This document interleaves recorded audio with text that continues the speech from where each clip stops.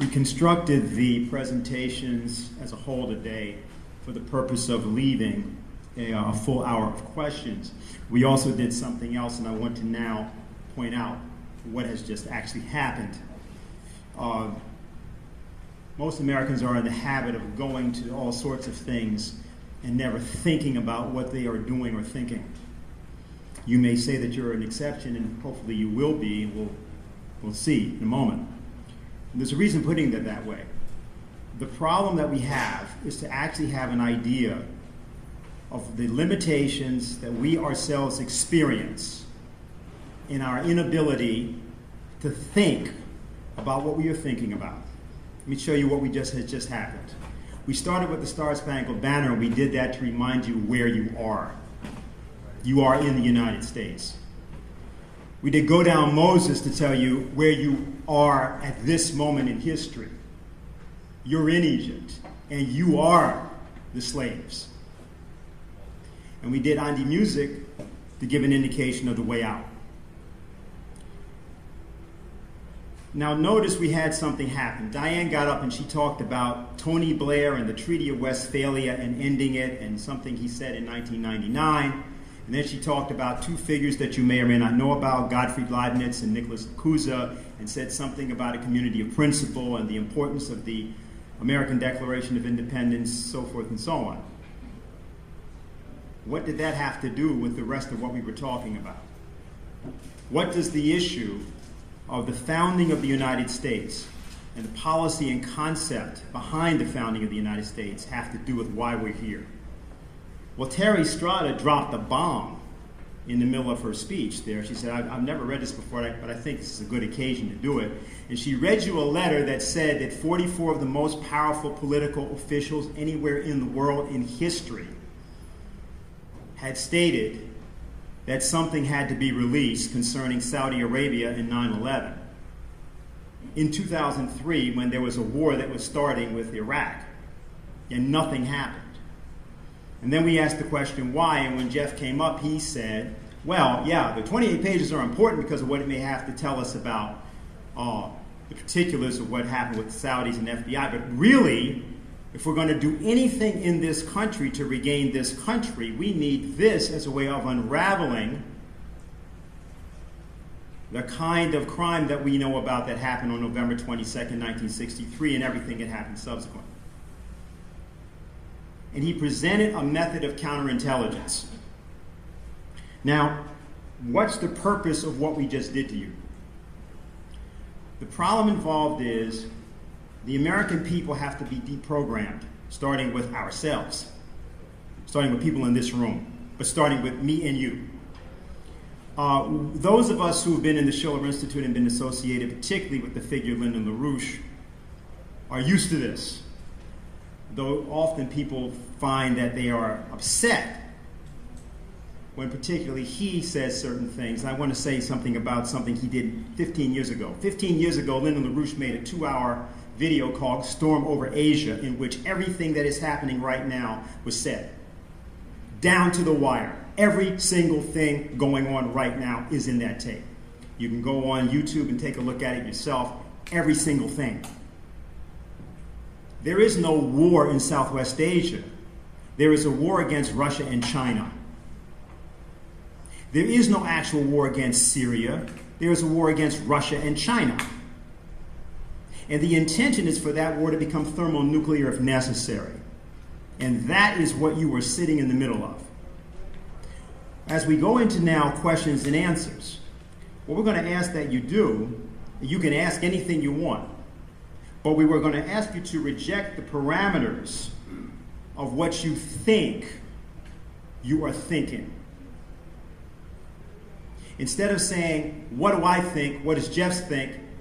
Ask this question: how do I think? How does Jeff think? How do I need to think? So we're asking you to do that because in this way, we can put you to work doing the following. The 28 pages can be gotten. They can be retrieved. In this period before an election, a lot of people are very sensitive in the Congress. This does not have to take months or years. If we focus on it, and if we bring organizations, institutions, individuals together, these pages can be retrieved. If they are retrieved, all the trees in the forest will fall. So all the other things that many of us may be here worried about in various ways will all be accessible if we successfully combine our efforts to do this. And so this campaign is something that we're launching here today in terms of your participating as a group, a kind of a new form. I wouldn't call it a coalition, but we can call it, shall we say, a united front of various people who may have different levels of agreement on different things, but who can see that if we can get this done, this makes a major, major difference in our country. And so now we're open for questions, and anybody who would like to ask a question, just stand, identify yourself, and just go ahead and speak. I think we can hear you. We have a microphone here. Oh, great.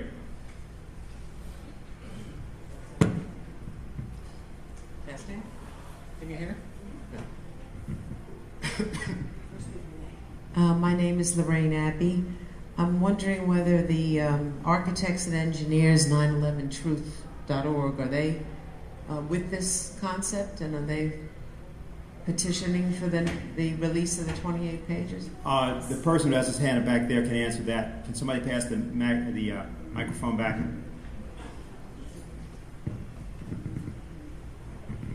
Yeah, my name is Les Jameson, and the answer is definitively yes.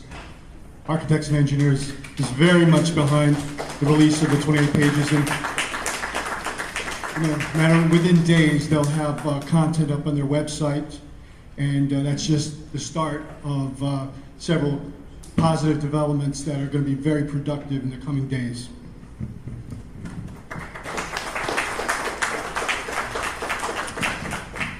Is David Meiswinkle here?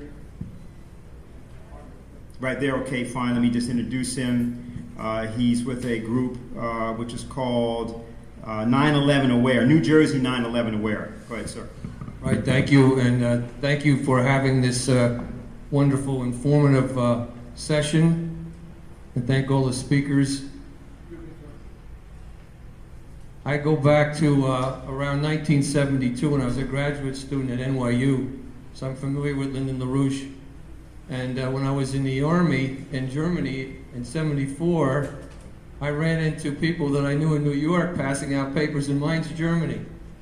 And I can say that the Lyndon LaRouche organization has been spot on as far as making an analysis and trying to create a better world for everyone. As far as the 28 pages, that's very essential to get that information out. I started an organization last year, and it was based on, it was called New Jersey 9/11 Aware. It's a website, newjersey911aware.org, because in New Jersey there was 681 victims. The Port Authority of New York and New Jersey owned the Twin Towers. 17 of the 21 counties had victims, so there were people that died in 17 of the 21 counties. They had anthrax attacks down in the Trenton, Hamilton, West Windsor area, and you had plotters, supposedly alleged terrorists, up in Patterson. So you had the full ramifications of terror. So certainly we'd well like to see what's in the 28 pages. What we did last year and this year, we sent letters to the governor asking for a new investigation, asking the state under the 10th Amendment right, because the federal government wasn't doing that, to have the states get involved, and New Jersey having the legal connections to that they do something. So we sent 2 letters to the governor, letters to the Attorney General. We met with the State Committee of Investigation, gave them a 64-page complaint that we drew up, outlining all the deficiencies in this report, the 9/11 Commission report, which is a total fraud, as everyone knows. And we then wrote to all the county prosecutors, remembering there's 17 to 21 counties had victims, so they have some jurisdiction. Their residents were killed in 9/11, 17 to 21, and the response pretty much was a negative, no response at all, except we did get a letter from the governor's office eventually saying that they referred our complaint to the Attorney General, remembering that the governor was the attorney, or the U.S. attorney, I'm sorry, the U.S. attorney. He was the U.S. Attorney during that event, within 3 months of 9/11, that basically sat on that investigation. So in this document, there's no mention of some of the things we talked to today. In fact, there's probably about 100 reasons to have a new investigation. But the 28 pages is something that the average person can say, yeah, transparency, that's a good thing, let's have it. It's a hot issue, and it's an issue that can be pushed. Now, going to New Jersey, I know Diane's from New Jersey, and I see Bruce here, and Elliot's from New Jersey, but New Jersey has incredible karmic history. George Washington spent over half of the American Revolution in New Jersey. Over half of all the battles fought in the American Revolution were in New Jersey. The battles of Trenton and Princeton revolutionized America, and they were very important for our freedom today. And the state of New Jersey was the first state to ratify the Bill of Rights, which has been under attack ever since 9/11. So New Jersey has an interest, and we're going to be meeting our small group to try to re-energize within the next 10 days in New Jersey to start hopefully getting out. We tried to educate the legislators. Now we want to educate the people, and especially concentrate on Rutgers and the colleges in New Jersey. So I support everything you've said today, and I thank you, and I know your history, and I salute you. Thank you very much.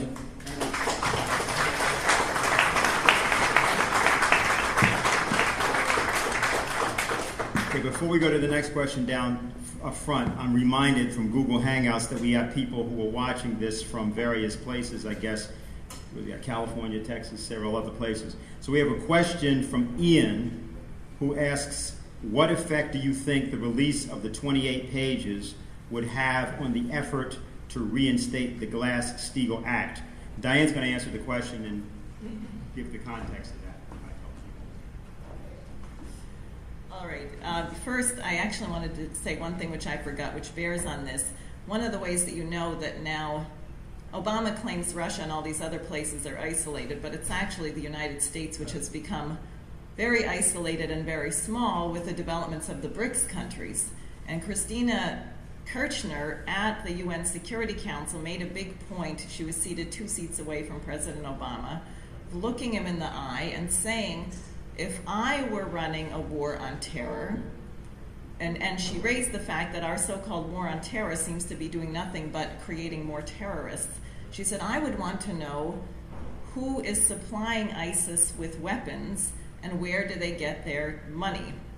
So these questions, the question of the 28 pages and the role of who financed 9/11 and the question of the Glass-Steagall Act are actually very much intertwined, because as people may be aware, the Glass-Steagall Act separates the banks.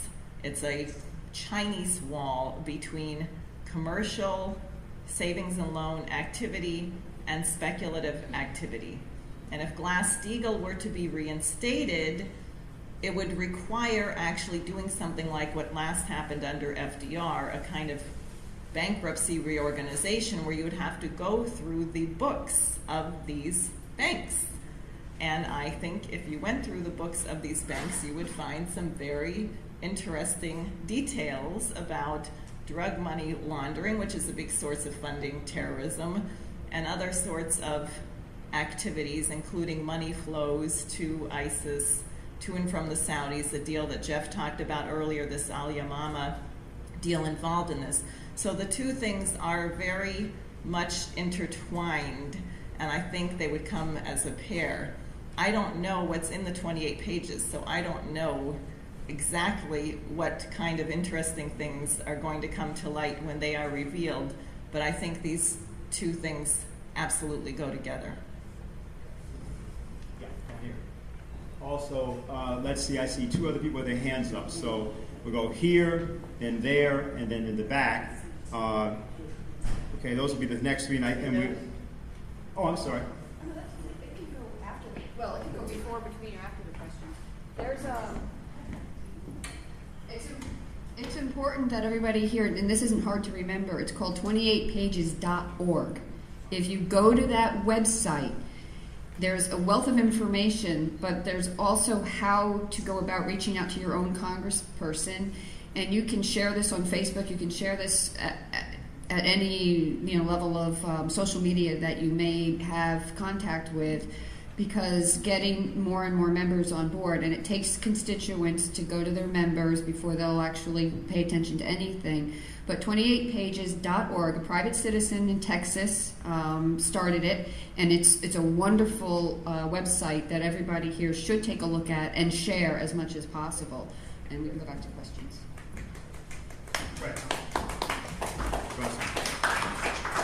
Hi, my name is Scott Austin, and there's a new documentary, hopefully all of you guys have seen it. It's on YouTube now. I think it's called The New Pearl Harbor. It's about 4.5 hours long. Has anybody in here seen it? It's about 4.5 hours long, and it takes in everything. It goes after the 7 debunkers, and it talks about it's so down to the minutia of everything from 9/11. And I don't know where my question's going, but it's Give the name of the film again. I think it's called The New Pearl Harbor. It's 4.5 hours long. I've showed it 3 times with different people watching it. To sit through 4.5 hours, it's 3 different sections.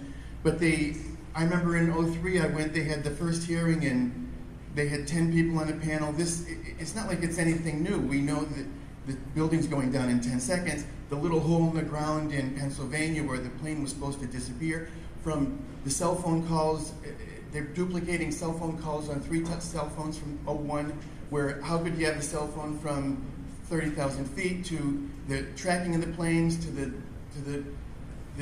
what went into the Pentagon. They go through everything meticulously. And what I found is that I was talking to Maggie before we came, is that I've been to 3 of the things on architects and engineers, and you have like 30 or 40 people. And for the average person to retain all this information and still get on with their lives, it's so upsetting for them. And to try to share this information, even watching it with people and their jaws drop, and I go, you didn't know that about 9/11? It's just, it takes so much effort, talking about how do we share this. And I say, okay, I'm not sitting through 4.5 hours, how do you get people, and then to, like I was going to say, Ralph Shulman has done the thing on the 92, 93 bombing, where he said they have 4,600 hours from the FBI, and the Sheik was framed, and that guy was entrapped, and they supplied him with the bombs. So how do you Yeah, I can answer that. And we'll go on. The whole purpose of today and is to not get caught in that trap. That's the exact idea. In fact, more than that, the point is that there are members of Congress who are extraordinarily vulnerable on this question of the 28 pages, precisely because this is a unity between the families, a promise made to the families, not kept, members of the Congress who have stepped up, members of the Senate who are hiding and know the story, in a population which is now being confronted with being told that they have to give the Saudis $500 million so the Saudis can train people to help out fighting ISIS. See, so you have a situation which is relatively rare in American politics, a completely clear matter that can actually be redressed. You usually don't get this. And that's the exact point. So we're going to avoid all of what you said by just going right at what we're doing. Alvin, let me go to you, and then I have a question I'll read for people watching. We will get to number 2 question in just a moment. Yeah, my name is Alvin, and I'm an activist with the LaRouche Political Action Committee. And in 2011, during that winter, I was active in the Occupy Wall Street operation. I was in the demands group. And what they succeeded in doing in the months that I was down there is they demanded that they make no demands. And they were very successful at it.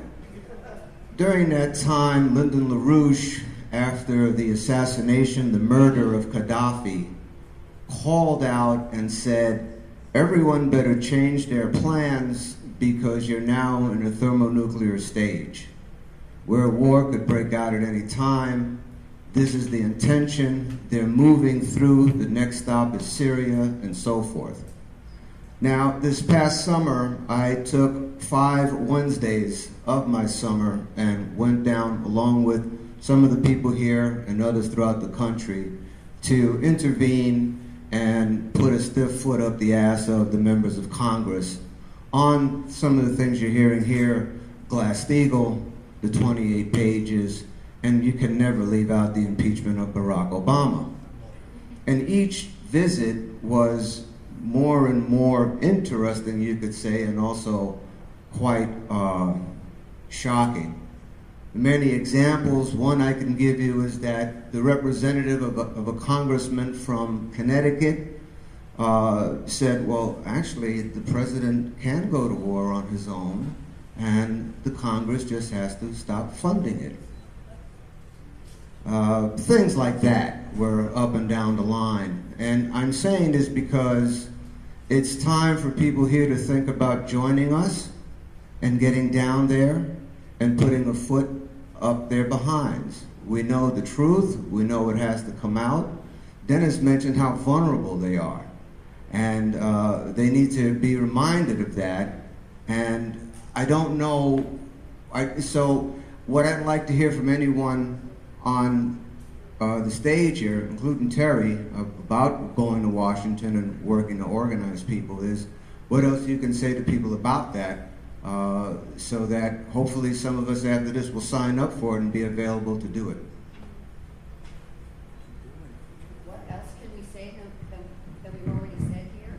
Well, in terms of Congress, congressional meetings you might have had with representatives, or anything else on the subject that I just raised. Well, what I just said a few minutes ago, the 28pages.org, the website, Microphone, go to the mic.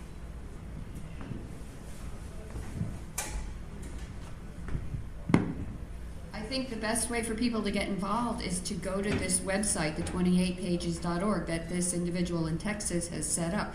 He provides the instructions on how to go directly to your own congressperson and tell them that you want them released, and then he tells you how to stay on their tail until you get an answer, because no answer is not acceptable. They do work for us. They do answer to us, and you have to sometimes insist that you want an answer. I haven't even gone to my own congressman, and I'm sitting here saying, why haven't I? So I need to do that when I get home and ask him to join the 28 pages declassification, the House Resolution 428. So this website will help anyone navigate how to go about reaching out to a member of Congress.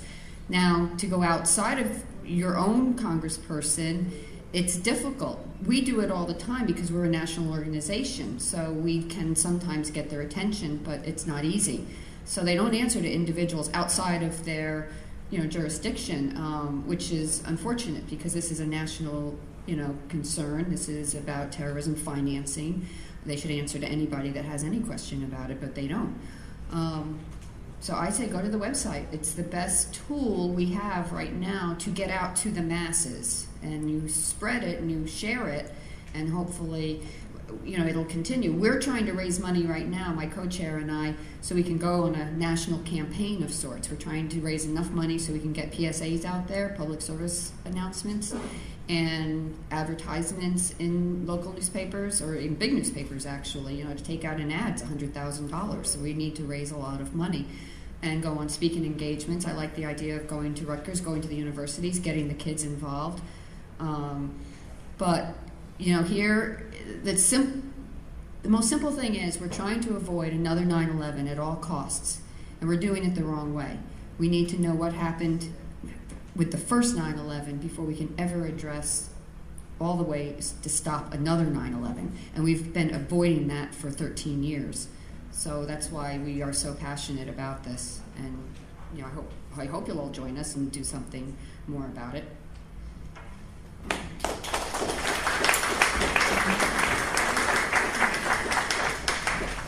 Yeah, I want to add a couple of things to what Terry just said.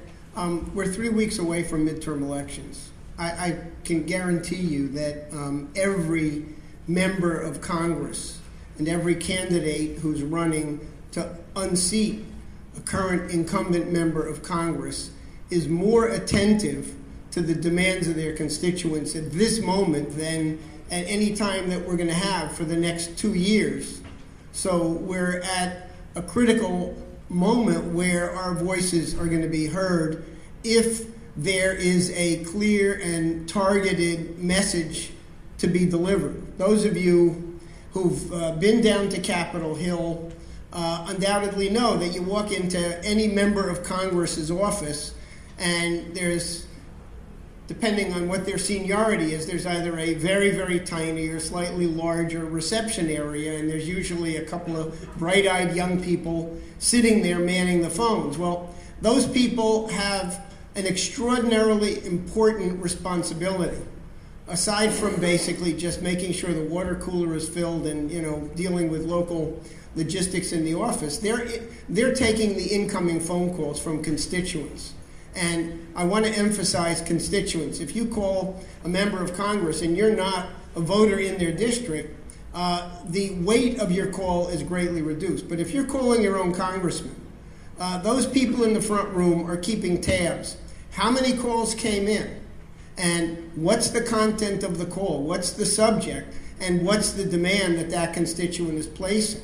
When you start to get a groundswell of demands on any given policy issue, you're going to get a very serious response. Example, in August, September of last year, 2013, for a whole variety of reasons, President Obama had ordered military strikes against Syria. And the Joint Chiefs of Staff opposed it. Why? Because at that point it was already clear that the entire opposition was dominated by ISIS and other al-Qaeda-linked organizations, the al-Nusra Front, the Islamic Front. And so the Joint Chiefs of Staff were adamantly opposed to military action. Number one, they did not want to replay what happened in Libya, and they saw the prospect of that, where you overthrow an unpleasant government that you may not like, but the net result is chaos and an opportunity for far more evil forces to come to the fore. In Libya, you have a combination of al-Qaeda running the country to the extent anybody is running it, and the rest of it is absolute chaos. So the military opposed it. And through a variety of factors, President Obama was forced to call off military strikes that he had already ordered. In other words, the ships were in the Mediterranean, the carriers were in the Persian Gulf, and they were ready to strike. They had 75 high-priority targets that would have, I can tell you, would have wiped out the Syrian military and the government and would have opened the door for al-Qaeda and ISIS to take the place over. I shudder to think what would have happened had that gone forward. What happened instead is that the moment that the president basically deferred to the advice of the Joint Chiefs of Staff and a lot of other people and decided to postpone it and actually go to Congress. So when it's convenient for the president to go to Congress because he wants to dodge the bullet on something, he's perfectly ready to go to Congress. Not when he's got his mind set on doing something, in which case he'll ignore Congress 99% of the time. But in this instance, he said, all right, I'm going to back off, I'm going to go to Congress. And immediately, every congressional district in the United States, every congressional office was flooded with phone calls. The calls were running 100 to 1 against the U.S. being dragged into another war in the Middle East, especially a war in which the victorious parties at the end of the day would have been al-Qaeda and ISIS and the rest of these monsters. So what you do makes a great deal of difference, and there's certain moments where the difference is even greater. So you've got a perfect confluence of events going on right now. You have elections in 3 weeks. People are going to be very attentive if there are issues that their constituents demand action on. And we are in Washington whenever Congress is in session, and there's lots of pressure coming from many different organizations on this 28 pages issue. But the second issue is that we may be days or hours or at most weeks away from a major new catastrophe that blows up the whole situation in the Middle East beyond where it stands even now. Because you've got the support explicitly from Turkey, and in fact duplicitously from Saudi Arabia, from Qatar, from the UAE, from Kuwait, for the ISIS attack on this Kurdish town of Kobani, right near the Turkish border. If Kobani falls to ISIS, the first likely thing to happen is a massacre. There's about 45,000 Kurds living in this town, and in all likelihood, you're going to get some kind of a massacre that's going to change the character of the whole situation. There was a report published by Bloomberg News 2 days ago that some of the leading members of ISIS, some of their most effective combat commanders in Iraq and in Syria, are actually Chechens who've been basically fighting this, I call it Jihadists Without Borders operation. Pakistan, Afghanistan, Libya, Somalia, and now Iraq and Syria. They're basically people who've spent the last 10, 20, sometimes 30 years basically engaged in guerrilla warfare, asymmetric warfare, and now really conventional armed operations with tanks and long-range artillery. And what these guys are saying is Iraq and Syria are a prelude to going back to the Caucasus and bringing down Russia. And you've got a similar phenomenon. There's like 300 Uyghurs from Western China who are also part of the ISIS fighting force. So this is something that's on the edge of becoming an even more catastrophic global crisis that extends to other countries that could mean this thing breaking out into a much larger general war. So what Terry just said is absolutely true. Let's get the truth out on what happened on September 11th, 2001. I can tell you, if those 28 pages had been made public and had been given serious coverage in the media, if there had been a follow-on serious investigation, the U.S. ambassador to Libya, Chris Stevens, I am certain would still be alive today. You would not have ISIS carrying out this murderous satanic campaign that they're waging right now throughout the Middle East. So there's so much more riding on getting out the actual story, what's in the 28 pages, what's the level of Saudi and other complicity, and let the chips fall where they may. You've got to have confidence that if the American people are actually informed about what's going on, they will make an informed decision. But they've got to be prevented from being kept in the dark. And this is, right now, this is a strategic fight that is not about events that happened 13 and a half years ago.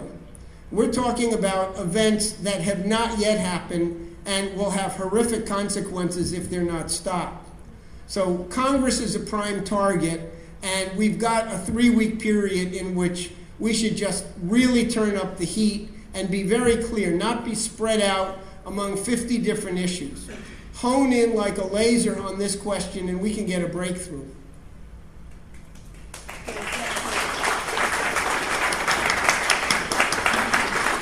I'm just going to read off question number 2, and we'll go to in the back. He had his hand up next. So we'll go here, here, and then 2 people over there, okay? So for the person with the microphone, you can head back there to Les. And I'm going to read off this question. Question number 2 was from Georgette, and she asked the question, who do we vote for November 4th, whether Democrat or Republican, so that we can flip the Senate to get Obama impeached? I'm going to actually just say something about that in interest both of moving things along. Diane may have a comment as well. Jeff already hit a bit of this. This is very difficult to address because when you talk about the question of Obama and agency, it's difficult to attribute motive sometimes to Obama because it's difficult to answer the question whether he actually exists. Almost nothing that comes out of the White House can actually be attributed to Obama, except that he seems to be willing to do whatever the worst possible initiative is that can be taken. And I want to point this out because when you get a question like this, the question may be well-meaning, but elections are effectively irrelevant.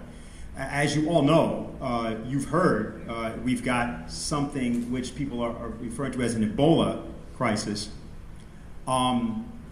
If it turned out that Ebola was a weapon, biological weapon, that would be the best outcome we could have. Because then at least we would know that there were a vaccine for it.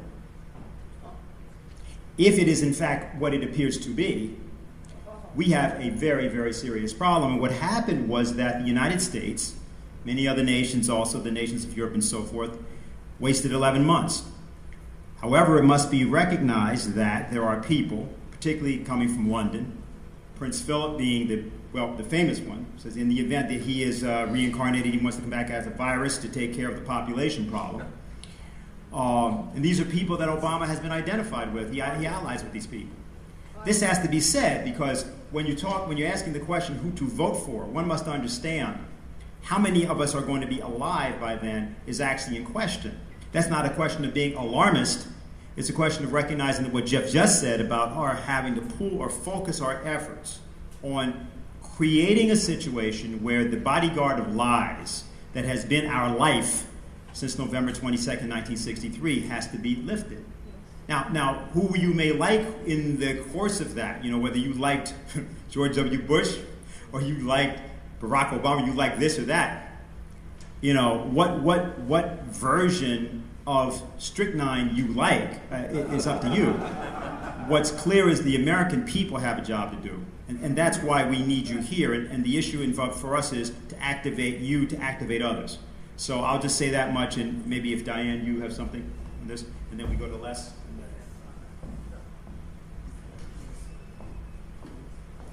I'm not sure if I have this right, if it was Einstein who said that repeating the same thing over and over and expecting a different result is the definition of insanity. But think about how many times Americans go to the polls and say, gee, I've got these two morons running for office, and you didn't have that, I'll say, for the people in Texas, because you had Keisha Rogers, my colleague, running for U.S. Senate, so you had a choice there.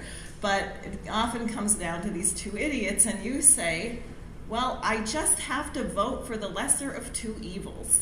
So you vote for the lesser of two evils, and lo and behold, you're shocked when the person is no good. I mean, that is ridiculous. So the question is how to change that problem. And I think there are certain key inflection points, like the point that Jeff and Terry just made on the 28 pages. These congressmen and candidates are sensitive to what you think during elections. So you have a means of moving them. But I would think bigger, which is if you look at what's just happened with this BRICS process, because actually what we have to do is change the way people think. And we actually have a task where we have to cause people who are mediocre to become good people. Now, how do you do that? What's the dynamic of that? And I was reflecting on what has occurred with this development, because one reason why better people have become mediocre people is because they've become very pessimistic. Like, you all know someone who says, that'll never happen. Oh, yeah. That'll never happen. I'm just one person. Well, that means that you're stupid. Sorry to say, you're stupid. Because it means you're committed to not changing yourself and not changing someone else. Now, what has occurred with what happened with the BRICS development, as I went through in the 80s, LaRouche has been fighting for this kind of economic transformation for decades. And what happened? People were bumped off, people were thrown in jail, people were ousted from power. But now you have a new dynamic where you have 48% of the world's population lined up together in one block. And therefore, nations and heads of state who were not that great, for example, the president of South Africa, Zuma, is not a great Platonic humanist prince. However, it turns out that I think he was the one who actually put the proposal for a new development bank on the table. And he has become transformed by the process in terms of leading his country, even though there's still much to be desired in certain other aspects of his behavior. You can take Evo Morales, the president of Bolivia, who was put in there by George Soros. I mean, he was no good. He seemed to be no good. Raving, depopulation, green energy, solar, etc. He now wants to become a leader in nuclear power and space technology. So what we have to think of is not the election. Please don't ask us to tell you a candidate. Don't ask us to tell you this congressman is definitely going to be the key to getting done what we want, because it's not going to work that way. We actually have to get a change in dynamic. And again, I'll say, I think that is why they are exerting such Nazi-like Goebbels effort to stop the American people from having any sense whatsoever that the rest of the world has gotten off this Titanic, because if Americans knew that, they would never put up with the garbage that we are presented in the form of electoral politics.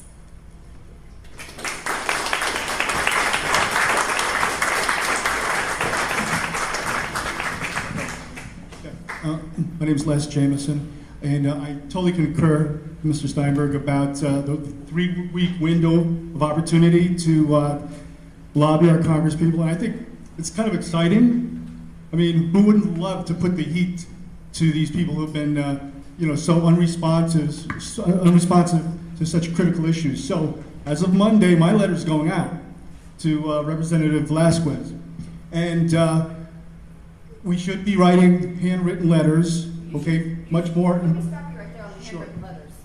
You should be emailing them.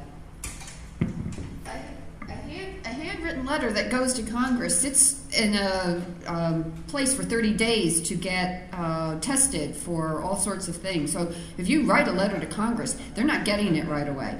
If you email your letter to your Congress people, they get it. That's a much better way. What about their local state office? Yes, you can send it to their local state office. You can also call their Washington, D.C. office and just ask for a fax number. If you have a fax machine and you want to fax a letter in, you send it to their local office, yes, it will get there. But That's better. Yes. Will it eventually get to the right person? A lot of these people have, 7 and 10 offices in a state? I mean, I highly recommend emailing them, faxing your letter in, making those phone calls, because the more they go like this on every day, Sure. and like he says, they log it and it's written down, Sure. and it's like it's instantly there. Sure.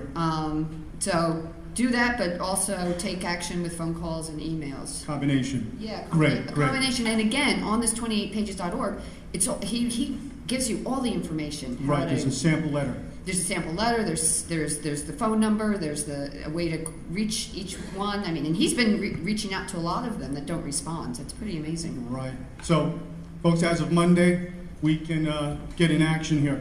And I remember a few years back, a group I was active with actually had a letter writing party with this number of people in the room. We supplied the envelopes, paper, stamps, and there's an idea there. So that's one point. Next point is the book by Craig Unger, House of Bush, House of Saud, is, I think, it's got critical information to understand about the history between the Bush family and the Saudi monarchy, which to me is, underlying this whole effort that was first taken to declassify those pages to start with. And I think this needs to be exposed, that the Bush family has business collaborations and interests going back to the 1970s. And if that gets exposed, I think nationally and internationally, this will lend a an awful lot of energy and effort to making the case why these pages are so important and why they were classified in the first place. That's an outrage, that's a scandal, that's a travesty.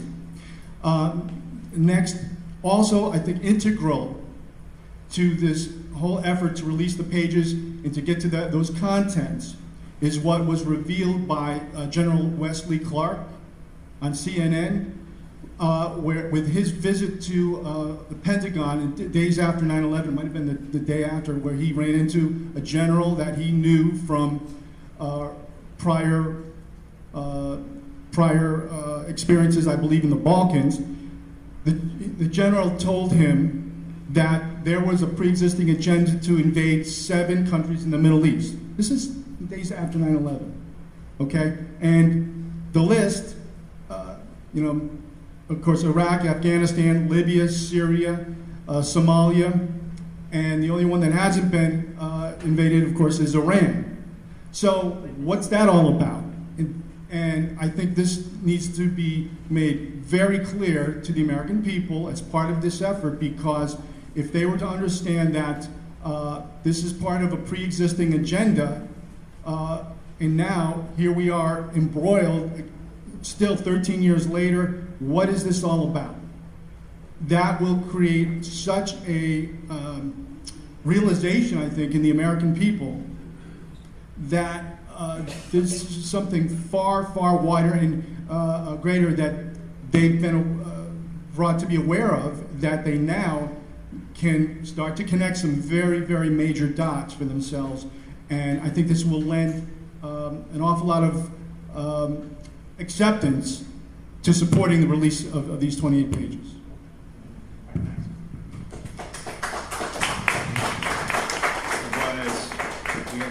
We had an order here. Yeah. Then after the next question, we will read a third here. Oh, you, did you have it? Yes, name is Omar Smith. I'm from the New York area. Just a quick question. When the 28 pages get released, and they have to get released, will they be released to the general public, or is it exclusive to Congressman Eyes only? Because I feel that I should, for future generation, that my family should see the kind of people that the British Empire are. To everyone, that's what we're asking. It would be released to everyone, to the American public. You wouldn't see them. This gentleman had his hand up before. Apparently, we missed him. Was it you, sir? Yes. Okay. Can over here, over here. Hold your hand up again. Thank you.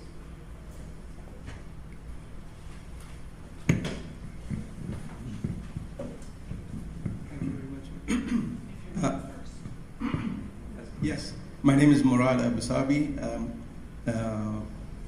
I live in New Jersey, in the Princeton, Monroe area. Professor at Rutgers, emeritus professor at Rutgers, and so forth. Anyway, I mean, there's so much information that in order to address or ask questions and things like that, it would take a long time.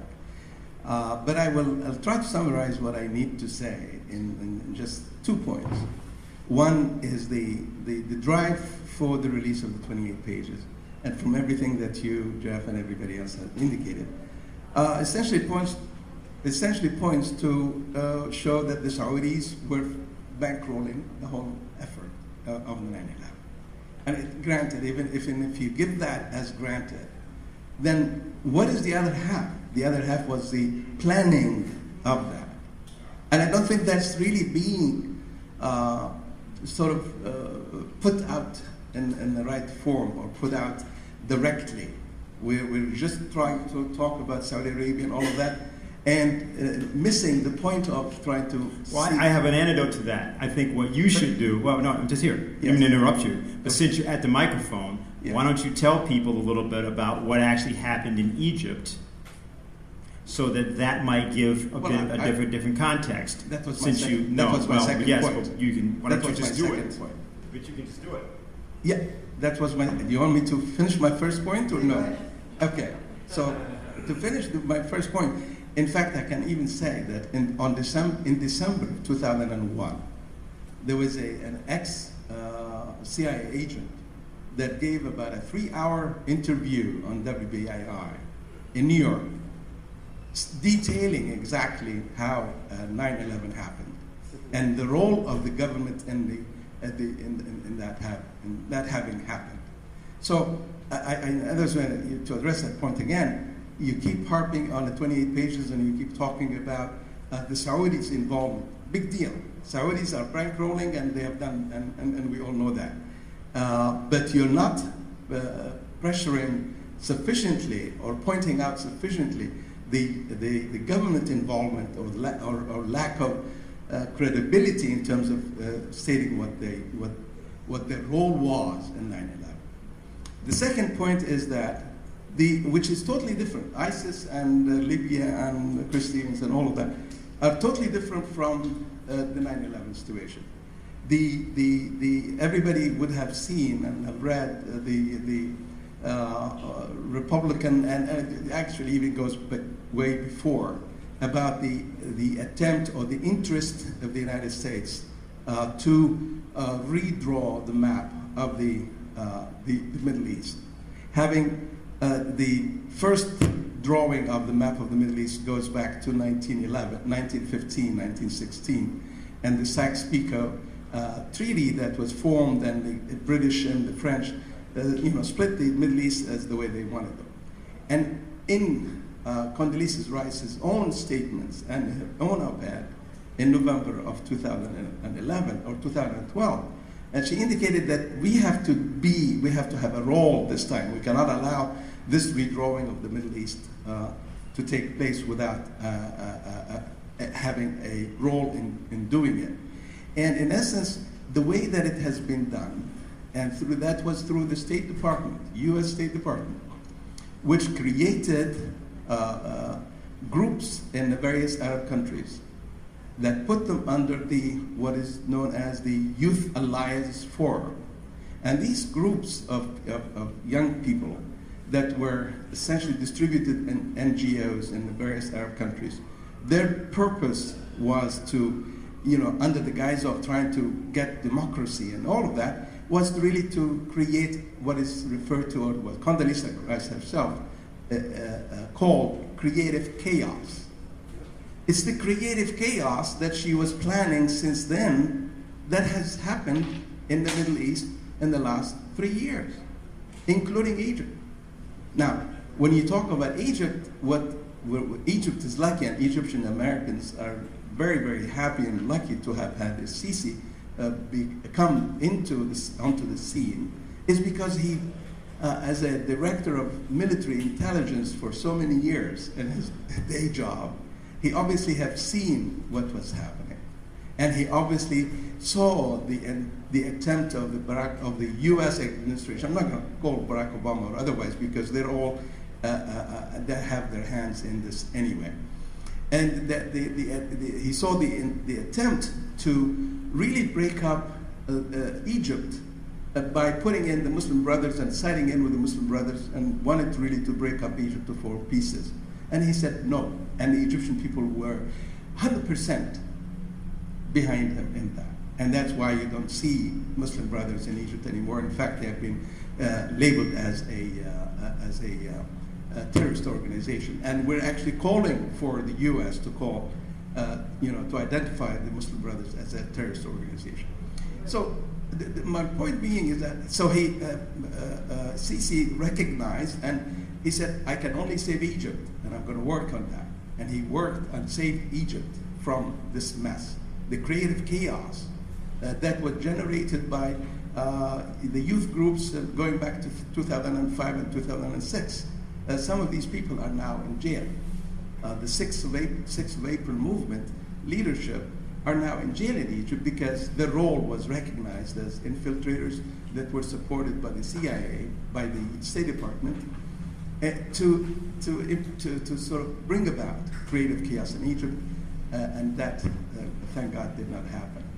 And El-Sisi is still committed to keeping the map of the Middle East as it is. And he's doing his best to see that Syria come out of this alive as one state instead of 3 or 4. Iraq should also become the same thing. Libya is working with Libya. So I guess what I'm trying to say is that there is so much more to what's happening that the 28 pages is really not a major portion of that at all. And if you present that, the 28 pages, you should really point out that we want this not because of the Saudi involvement as bankrollers, but we want this because we want to show our own government's involvement in 9/11. Thank you.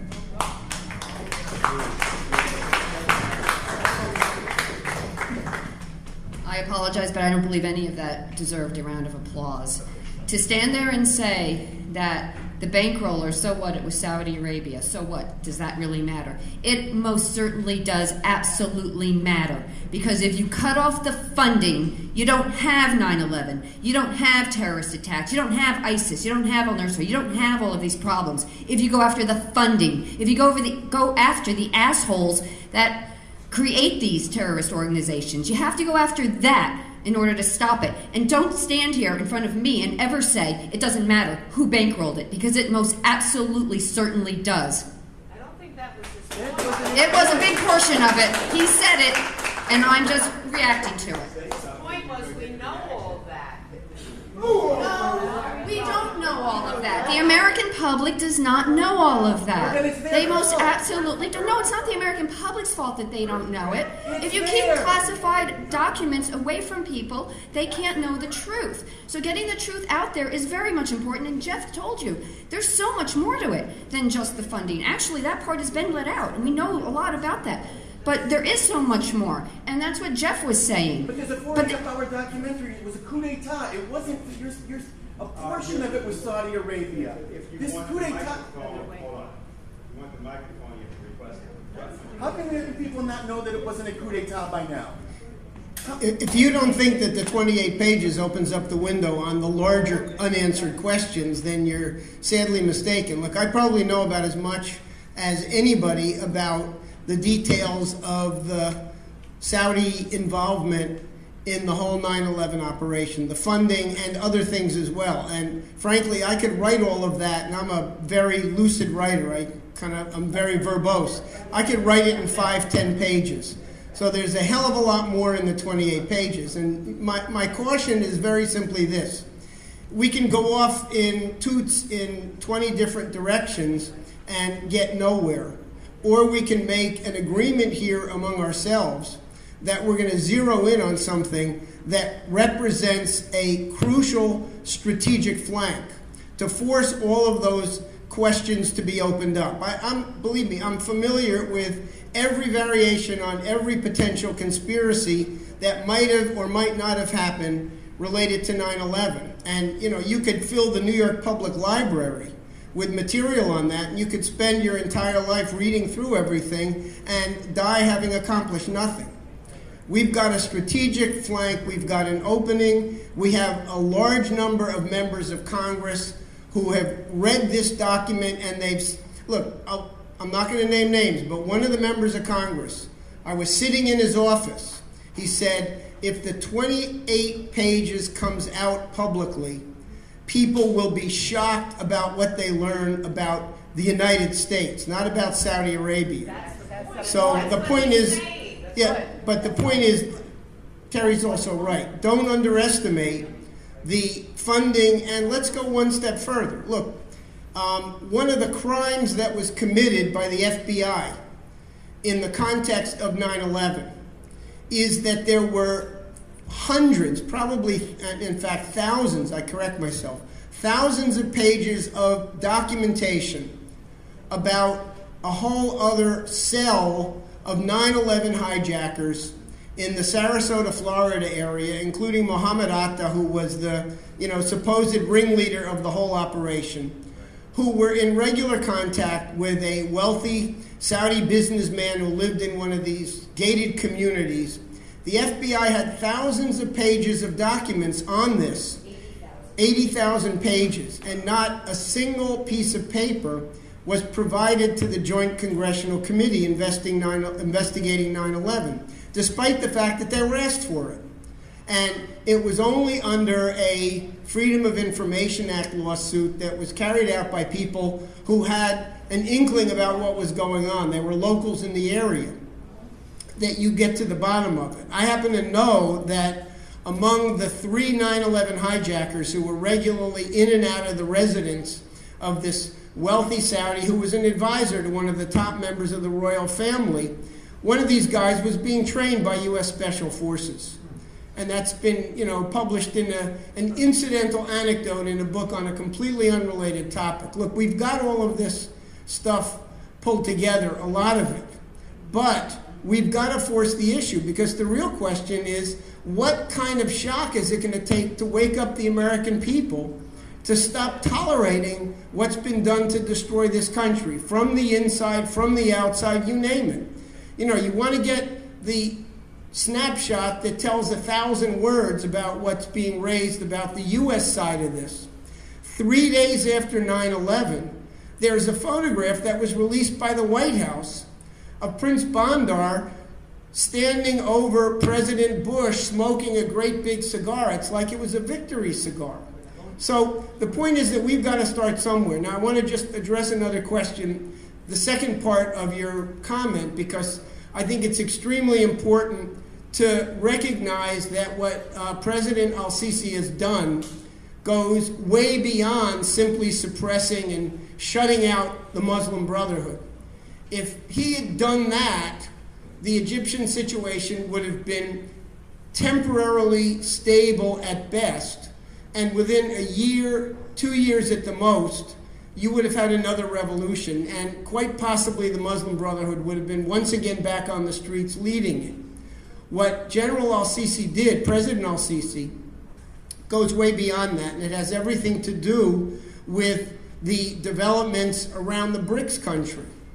Because you've got a segment of the population of this planet, governments representing well over half of the 7 billion people on this planet, who've decided that they're no longer going to basically succumb to the blackmail coming out of institutions like the IMF and the World Bank and what's called the Washington Consensus. And so what happened is that President al-Sisi knew that he had 15, 20 million Egyptians out on the street demanding a change in government, and that he has an obligation to them. And what he's done, as Diane mentioned briefly, is launched a complete economic revival. He dusted off plans that were drafted in the early 1980s. We know some of the people who were directly involved in drafting these development plans: greening the Western Desert, the expansion of the Suez Canal, other major development projects, nuclear power plants on the Mediterranean coast for further desalination. He recognized, as a leader of his country, not just simply a good military, patriotic leader, but he recognized that there were bread and butter economic issues that had to be addressed immediately, and that momentum was everything. You can't drop the ball when you've been basically given one brief opportunity to turn things around. And so what he's done is not only spectacular in a much broader sense, the kind of vision for his country that we saw with Roosevelt when he came in at the beginning, in the middle of the Depression, and put millions of people back to work within a year.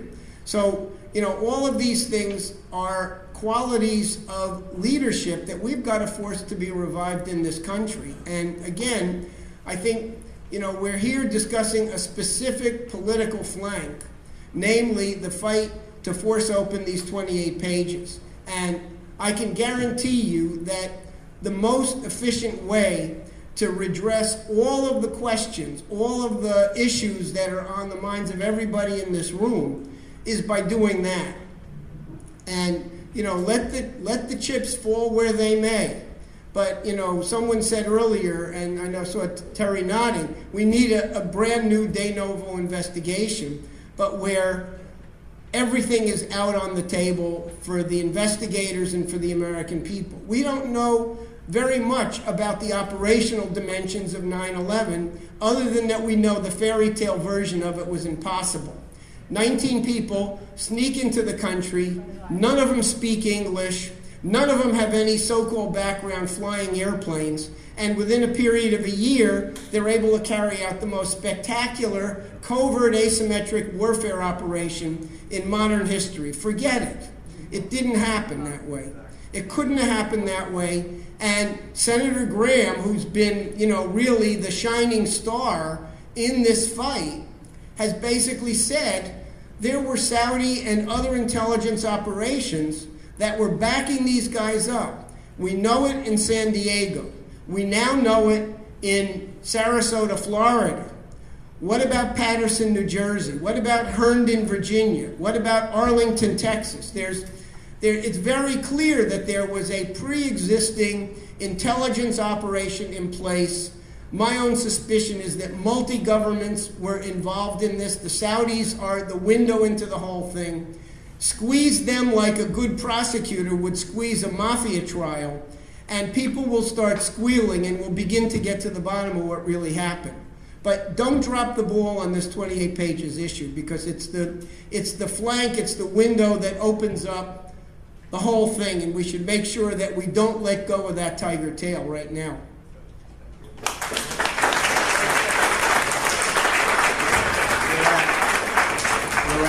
Hold on, this one people need to know, we're at 4:20, and we are going to have to stop in 10 minutes. And so I want people to know that there'll be about 15 minutes in which we have to clear the hall, because it locks up automatically at a certain point. We don't, unless you really like to read, you don't want to be here over the weekend. Just wanted to say that. So yeah, over there first. Can we do that?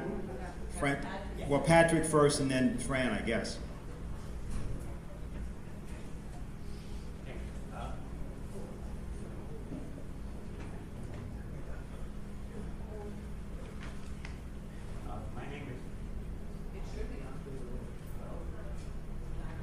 Hello. My name is Patrick, and I'm from the once constitutional state of Connecticut. Anyway, 9/11, Greenwich had a big, what do you call it, a ceremony. And all the top brass were there, the first selectman, the Senator Scott France, and all the big people. Anyway, I was in my uniform, and I listened to all the.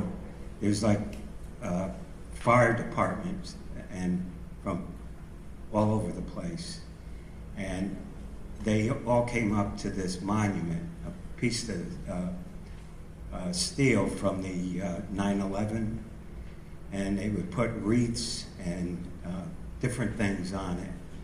And I went up and I saluted, and then I turned back, and they had many speakers, and it was all about the people that had perished and the families. So after it was all over, I handed out to everybody the 28 pages on 9/11, which I had one first selectman say, "This is inappropriate." I said, "Really?" I said, the 28 pages is what really happened in 9/11, and it has to be declassified. And they all got these papers, so everybody at that ceremony, there must have been 60 people. So they all know about 9/11 now. And I even brought it to a meeting, town meeting with the representatives from the district. And it was like 20 of us. And I had all copies of the 9/11, and I handed them out, and I said, I want everybody to read it, and what's in there is what you got to do. Because we're not going to go through another war or anything unless we find out what happened in 9/11. So that's all I wanted to say. And there's some, debates coming up. So I'm just going to head up to the mic and tell them 9/11, find out where the 28, to declassify it.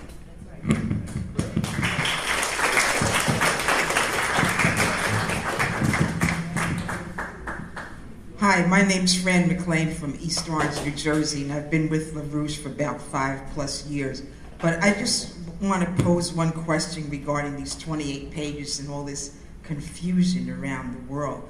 When I look back at 9/11, when I was working in New York City that day, and after 9/11 had happened, it seems, being a retired nurse, that there always seems to be some type of disease that comes after this. I mean, in 9/11, we had the anthrax scare. And now we're dealing with this Ebola allegedly coming out of Africa, and you've had a person die here down in Texas. And then also in this country, there are children dying from some type of upper respiratory illness. We had a death in New Jersey last week. So I wonder if this is all tied up. I know they're trying to kill us, but I mean, gee whiz, come on, folks. We got to wake up to whatever's going on.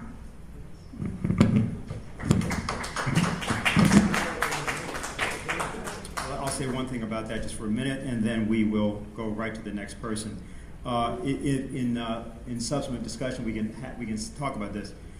In 1974, Lyndon LaRouche and his organization first talked about the strategy of the Fourth World, something that Robert McNamara had proposed.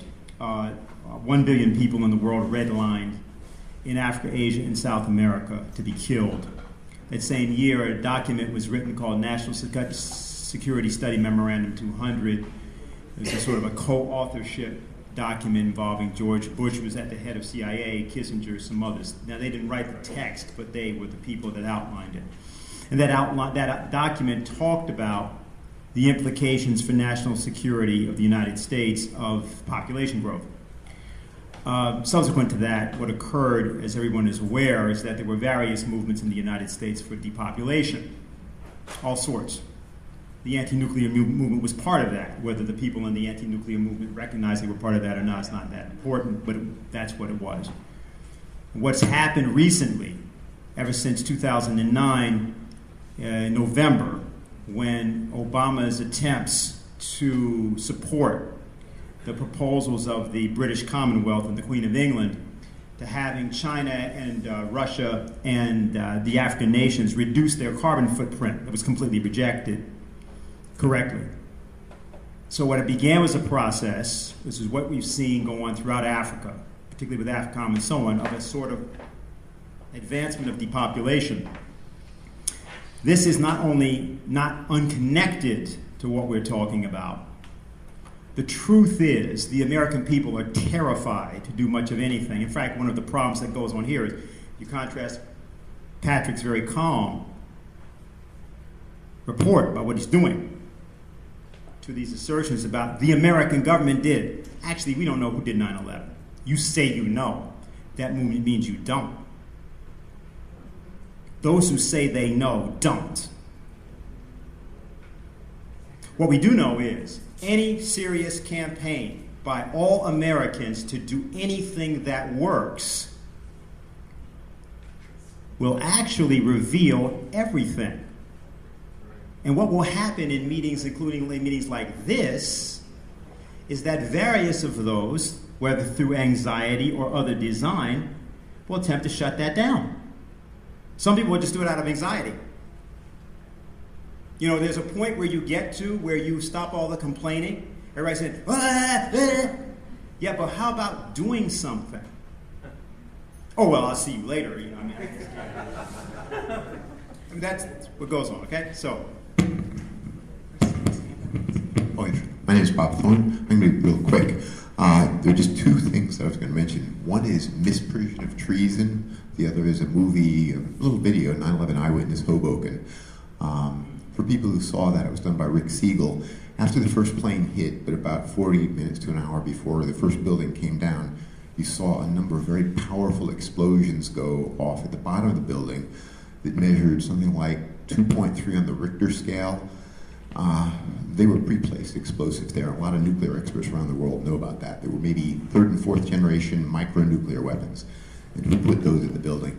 The second thing is misprision of treason is probably a better way to go in the federal court against a lot of politicians, because they have loyalties to other people. They don't want to accuse each other of treason, but if we all accuse them of not doing what's necessary to bring the truth out, misprision of treason, then to protect themselves and also to just get the truth out, they're going to be very anxious to go on a misprision of treason lawsuit out of the Southern District of New York by the citizens, in my opinion.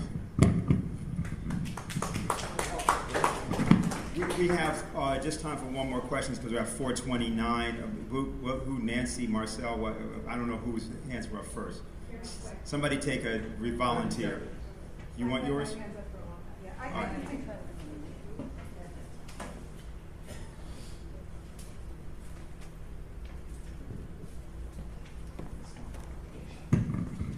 Just on the absolute importance of, my name is Therese Mallory from Philadelphia, I'm an organizer. But on the absolute importance of the 28 pages, one thing that you said, Jeff, that really struck me is how the congressmen that read this were struck, aside from the information on Saudi Arabia, that of the true nature of American intelligence and American security. And then, you know, we have put some stuff out, yourself included. I must have read your article on the NSA 5-6 times on the Five Eyes, and on the fact that 70% of American intelligence is privatized, and that the NSA is under the control of the communication headquarters, which is the British NSA. And, you know, we're going to find out, and I think the 28 pages will help the American people understand and us understand better on how there is no American intelligence anymore. That answers the questions of what about the failure of American intelligence regarding 9/11, the failure of American security. A lot of our airports, I understand, correct me if I'm wrong, have privatized security that are not even run by people in this country. Can you respond to that?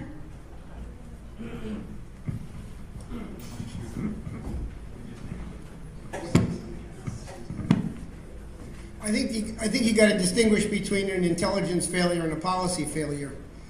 Remember that through a whole sort of back and forth process, ultimately one of the very rare cases occurred where one of the president's daily briefings was actually made public. These are the compilations from like 16 intelligence agencies that are compressed into some sort of readable format that are presented every day, 7 days a week, to the president as the most pressing intelligence issues that he should be worried about.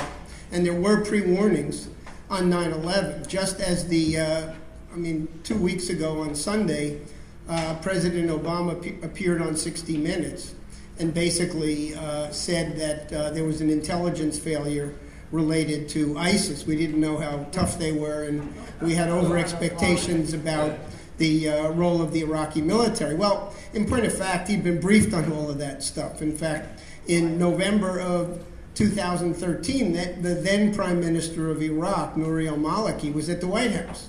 And he said, look, this ISIS thing is out of control. Please step in and bomb them now, because we know they're getting ready to launch a massive offensive, and we'd really like your help in knocking them out when they're weak and they're vulnerable, because if you wait a few more months, forget it. He got the same briefings from the head of the Defense Intelligence Agency, General Flynn, and from others in the intelligence community. So, you know, there's the issue of, you know, there's clearly mistakes, there's clearly things that are done wrong, there's clearly corruption and everything else, and, you know, a good deal of that has now come out on the NSA and other things. But it's very important to also not miss the fact that you've got to hold your policymakers accountable for taking appropriate action when there are legitimate warnings. You can't ignore them. It came out last week that since he came into office as president, President Obama has only attended 40% of his presidential daily briefings. So, you know, what I'm saying is that we've got to be precise, and because if we are the American people and ultimately the sovereignty is ours, we're going to have to get a hell of a lot better at holding people accountable, because we're doing our own homework. The Founding Fathers created a republic, not a pure democracy. And they understood that citizenship is not only a right, but it's an obligation. In other words, it's unconstitutional to be stupid and to ignore the reality that you're living in. So,